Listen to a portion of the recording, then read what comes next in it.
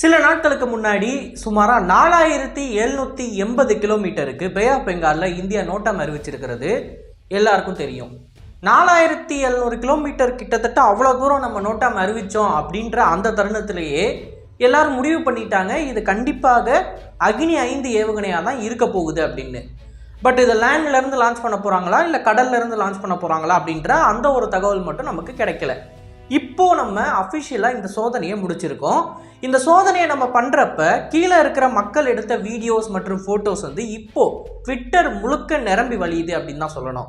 In fact one of the most trending ட்விட்டரில் என்ன அப்படின்னா அக்னி 5 டெஸ்ட்டு தான். இந்த ஃபோட்டோஸ் மற்றும் வீடியோஸ்லேருந்து நம்ம பார்க்குறப்ப அக்னி 5 உண்மையிலே ஃபயர் பண்ணப்பட்டது, அதோட ஃப்ளைட் பார்த்து, அது மட்டும் இல்லாமல் இது விண்வெளியில் பயணிக்கக்கூடிய அந்த ஒரு தருணத்தை நம்மளால் பார்க்க முடிஞ்சிச்சு. ரொம்பவே ஒரு அழகான தருணம் அப்படின்னு தான் சொல்லணும். இப்போ இந்த ஏவுகணை சோதனைன்றதை எதுக்காண்டி நம்ம பண்ணுறோம் அப்படின்னா 2 முக்கியமான காரணங்கள். ஒன்று, கொஞ்ச நாட்களுக்கு முன்னாடி தான் நம்ம MIRV கேப்பபிலிட்டியை அக்னி 5 ஏவுகணைக்கு கொடுத்துருக்கோம். அதாவது மல்டிபிள் இண்டிபெண்டன்ட் ரீஎன்ட்ரி வெஹிக்கிள், ஒன்றுக்கும் மேற்பட்ட வாரட்ஸ் இருக்கும் அதில். அதற்கு முன்னாடி வரைக்கும் சிங்கிள் வாரட் கான்ஃபிகரேஷன் மட்டும்தான் நம்மக்கிட்ட இருந்துச்சு. மேபி அந்த மல்டிபிள் இண்டிபெண்டன்ட் ரீஎன்ட்ரி வெஹிக்கிளோட சோதனையின் கண்டினியூவேஷனாக தான் இதை நம்ம பார்க்கணும். ஏன்னா ஒரு MIRV கேப்பபிலிட்டியை ஒரு ஏவுகணைக்கு புதுசாக கொடுக்குறோம் அப்படின்ற பட்சத்தில் அந்த ஏவுகணையை ஒரு தடவை மட்டுமே சோதித்து பார்த்துட்டு அது பேட்டிலுக்கு தயார் அப்படின்ற முடிவு நம்ம எடுத்துட முடியாது.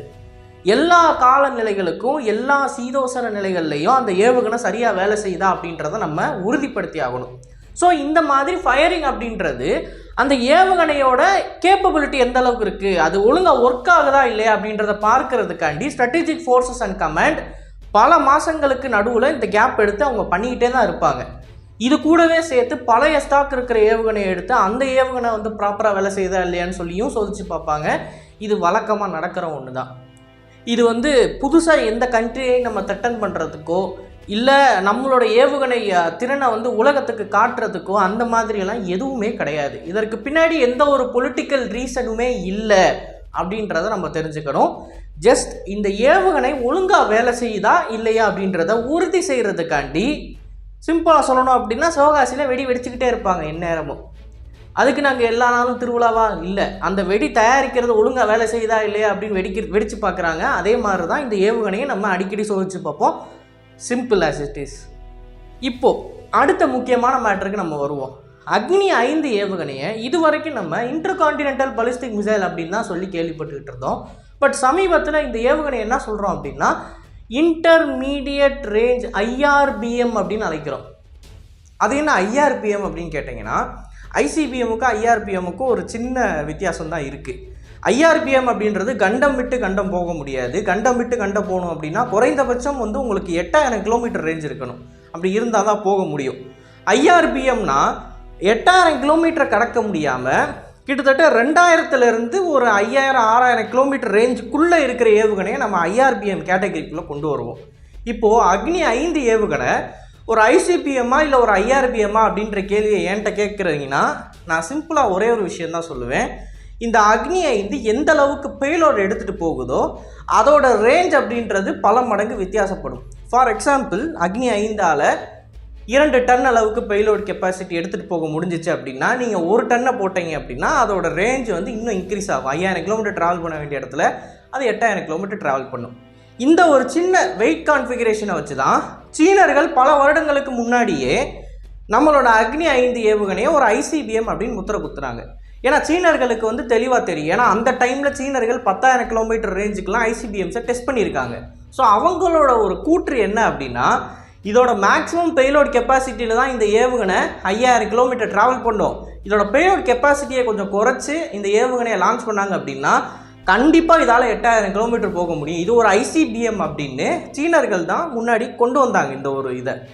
பட் இந்தியாவை பொறுத்த வரைக்கும் நம்ம வெளிப்படையாக வந்து இது ஒரு ICBM தான், இதுக்கு 8000 கிலோமீட்டர் ரேஞ்ச் இருக்குது அப்படின்னு சொல்லாத வரைக்கும் பிற நாடுகள் நம்மளை கண்டு அஞ்சணுமோ இல்லை வந்து நமக்கு எதிராக சில சாங்ஷன்ஸில் ஈடுபடணும்னோ அவசியம் கிடையாது. அண்ட் அதுக்கேற்ற மாதிரி இதோட ரேஞ்ச் வந்து 5000 கிலோமீட்டர் தான். பட் இது ஒரு IRBM கிடையாது, இது ஒரு ICBM அப்படின்ற மாதிரி மென்டாலிட்டியில் தான் நம்மளும் இருந்தோம். பட் இப்போ நம்ம என்ன பண்ணியிருக்கோம் அப்படின்னா இது IRBM தான் அப்படின்னு சொல்லி தெளிவாக சொல்கிறோம். அப்படின்னா என்ன அர்த்தம்னு கேட்டிங்கன்னா ICBMக்கு அடுத்த ஏவுகணை அடுத்த வேரியண்ட் வரப்போகுது அப்படின்னு அர்த்தம். சொல்லாமல் நம்ம வந்து அக்னி 6க்கு வந்து பிளானை போடுறோம். ஸோ IRBM அப்படின்னு சொல்லி நம்ம ஒரு ஏவுகணைக்கு முத்திரையை குத்துறோம். அதுவும் வந்து இந்தியா வந்து ஒரு நியூக்ளியர் பவர்ன்றதை சொல்கிறத தாண்டி குளோபல் லெவலில் இன்ஃப்ளூயன்ஸ் அப்படின்றத அதிகமாகிக்கிட்டே வருது. இதர நியூக்ளியர் பவர்ஸுக்கு ஈக்குவலாக, ஃபார் எக்ஸாம்பிள் சீனா, ரஷ்யா, அமெரிக்காவுக்கு ஈக்குவலாக இந்தியாவும் அதோட இன்ஃப்ளூயன்ஸை கொஞ்சம் கூட்டிக்கிட்டே போகணும் அப்படின்ற சூழ்நிலைக்கு நம்ம தள்ளப்பட்டிருக்கோம். அப்போது நமக்கு ஒரு ICBM இருந்தாகணும் அப்படின்ற கட்டாயம் இருக்குது. இந்த கட்டாயத்துக்கு நடுவில் ஆல்ரெடி ICBMனு சொல்லிக்கிட்டு இருக்கிற ஒரு ஏவுகணை, அதாவது நம்மளுடைய எதிரி நாடுகளால் ICBMனு சொல்லிக்கிட்டு இருக்கிற ஏவுகணையை நம்ம IRBM அப்படின்னு கன்ஃபார்ம் பண்ணுறோம்னா ICBMக்கு தனியாக ஒரு கேட்டகரியில் ஒரு ஏவுகணை பிளானிங்கில் இருக்குது அப்படின்னு அர்த்தம். ICBM ஏவுகணையை பொறுத்த வரைக்கும் அதோட ரேஞ்ச் அப்படின்றது குறைஞ்சபட்சம் 8000 கிலோமீட்டர் இருக்கணும். டு த மேக்ஸ் வந்து உங்களுக்கு 10,000 12,000 கிலோமீட்டர் வரைக்கும் அது போகலாம். இப்போது ரேஞ்சுன்ற மேட்டரை பார்த்தோம் அப்படின்னா இது ஒரு பெரிய டாபிக். சிம்பிளாக சொல்லணும் அப்படின்னா ஏவுகணையை டெஸ்ட் பண்ணிவிட்டு 4780 கிலோமீட்டருக்கு தான் நம்ம நோட்டம் கொடுத்துருக்கோம். கரெக்டாக இந்த 4780 கிலோமீட்டருக்குள்ளே நம்ம டெஸ்டிங்கை பண்ணி 12,000 கிலோமீட்டர் ரேஞ்ச் இருக்கிற ICBMஐ வேலிடேட் பண்ண முடியும். அதாவது அந்த ICBM எவ்வளோ உயரம் போயிட்டு கீழே வருது அப்படின்ற இந்த ஒரு விஷயத்தை நம்ம சேஞ்ச் பண்ணுறோம் அப்படின்னா அந்த ICBMோட எக்ஸ்டெண்டட் ரேஞ்சை நம்மளால் டெஸ்ட் பண்ண முடியும். ஃபார் எக்ஸாம்பிள் 5000 கிலோமீட்டர் ரேஞ்ச் இருக்கிற ஒரு ICBMஐ 5000 கிலோமீட்டர் நோட்டாமல் அறிவிச்சு தான் நம்ம டெஸ்ட் பண்ணணும்னு அவசியம் இல்லை. 2500 கிலோமீட்டர் நோட்டாமல் அறிவிச்சு கூட நம்ம டெஸ்ட் பண்ணலாம். டெஸ்ட் பண்ணிவிட்டு அந்த வேலிடேஷன், அந்த ஆல்டிடியூட் டீட்டெயில்ஸ் எல்லாத்தையும் நம்ம யாரு கூடயும் ஷேர் பண்ணாமல் நம்மக்கிட்டே வச்சுக்கிட்டு பப்ளிக்காக வந்து இது ஒரு 2500 கிலோமீட்டர் ரேஞ்ச் இருக்கிற ஏவுகணை அப்படின்னு சொல்ல முடியும். இந்த மாதிரி சினாரியோ நடக்கிறப்ப தான் பிற நாடுகள் அந்த ஸ்பை வெசல்ஸ், ஃபார் எக்ஸாம்பிள் சீனாவோட ICBM ட்ராக்கிங் யுவான் மாதிரியான கப்பல்களை கொண்டு வந்து இந்திய பெருங்கடலில் நிப்பாட்டுறது. அதுக்கான ரீசனே இதுதான். ஏன்னா இந்த உயரத்தை நம்ம மாற்றுறோம், இந்த ICBM எவ்வளோ தூரம் ஆல்டிடியூடு ட்ராவல் பண்ணுது அப்படின்றத எக்ஸாக்டாக அவங்க ட்ராக் பண்ணாதான் அவங்களுக்கு நம்ம சொல்கிற ரிப்போர்ட் வந்து கரெக்டாக இல்லையா அப்படின்றத வெரிஃபை பண்ண முடியும்.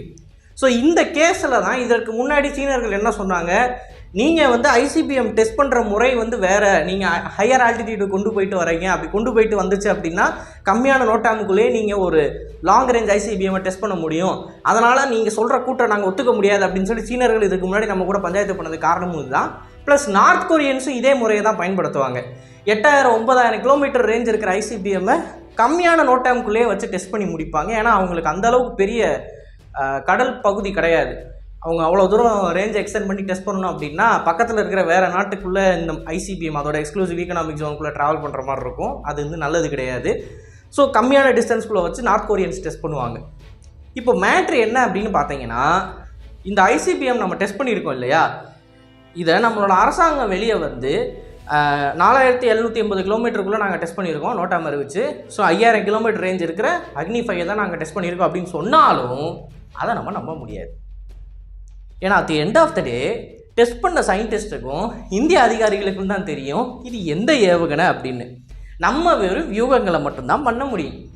அண்ட் நம்மளோட எதிரி அந்த இடத்துல ப்ராப்பராக ஒரு ஸ்பை வெசலை நிறுத்தி இந்த அக்னி ஏவுகணையோட ட்ரெஜெக்டரியை ட்ராக் பண்ணாங்க அப்படின்னா அவங்களுக்கு தெரியும்.